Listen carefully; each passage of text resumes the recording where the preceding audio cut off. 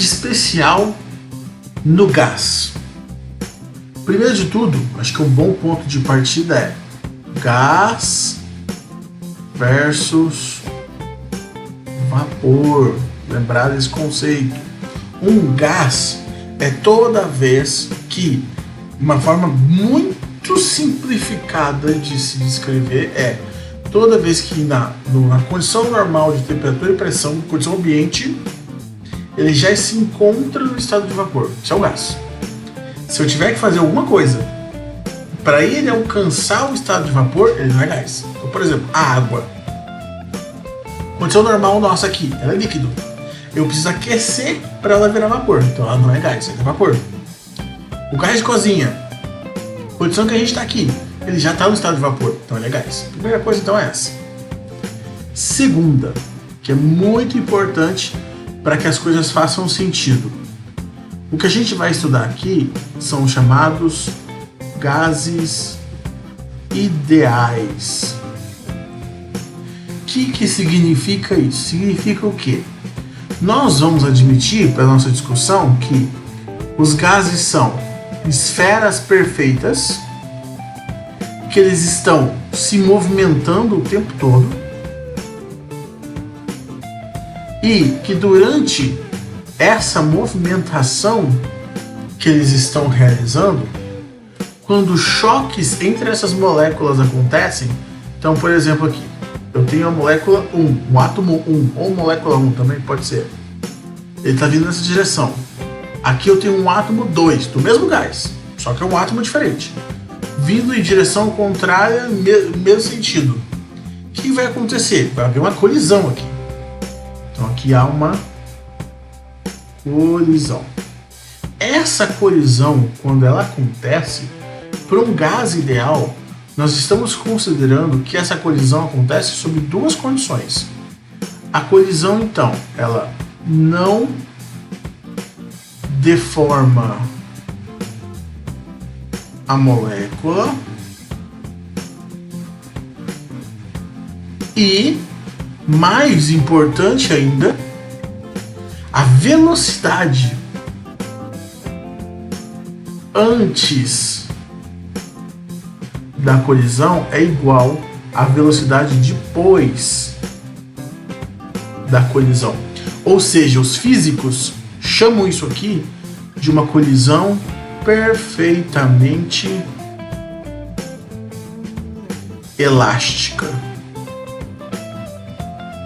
Aí a senhora pode até me questionar, mas qual que é a relevância disso, né? Por que uma informação como essa é tão importante assim? Pelo fato do seguinte: quando eu admito que tudo isso aqui está acontecendo, eu estou descartando duas coisas. Eu estou descartando, em primeiro lugar, eu descarto forças intermoleculares. Por quê? Os gases, eles, como qualquer outra molécula, eles tendem tanto a se atrair quanto se repelir. As moléculas fazem isso. Só que para o nosso modelo aqui funcionar, eu estou descartando a existência disso. Ah, mas eu posso fazer isso? Posso. Por que eu posso? Porque eu vou descrever condições em que isso vai ser possível.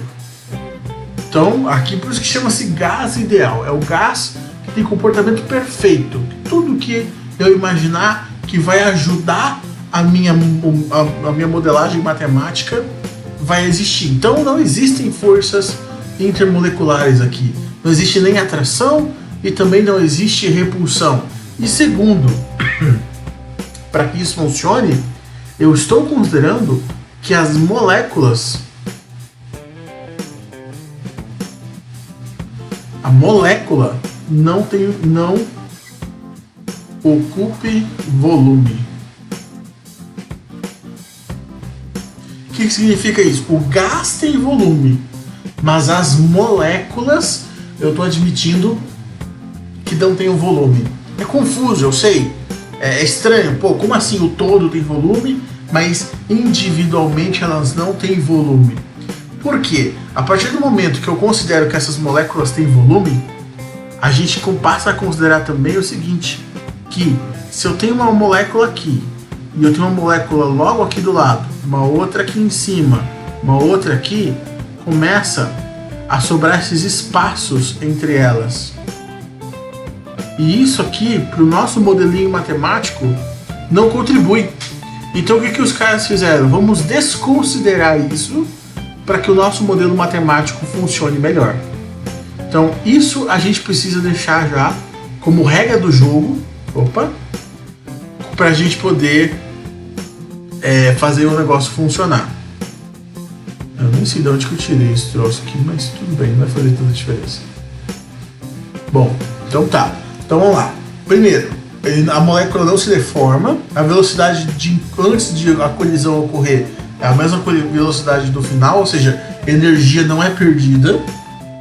Esses átomos e essas moléculas são esferas perfeitas, eles não ocupam volume e não existe nem atração e nem repulsão entre esses átomos e moléculas. Quando a gente atende isso, a gente entende e atende que isso está acontecendo, nós temos um gás perfeito, um gás ideal. É um gás que tende a ser teórico. Por que ele tende a ser teórico? Existem condições no qual esse gás vai funcionar como um gás ideal?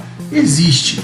Essas condições são práticas? Não, não são práticas. São condições muito únicas que a gente só faz para poder modelar matematicamente isso.